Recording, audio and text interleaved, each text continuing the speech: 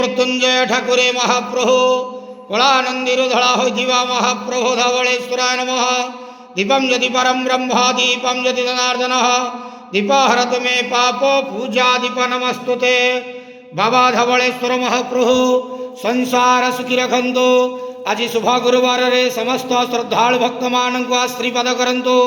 समस्त श्रद्धालु भक्त मानकर मनस्कामना पूर्ण करंतु।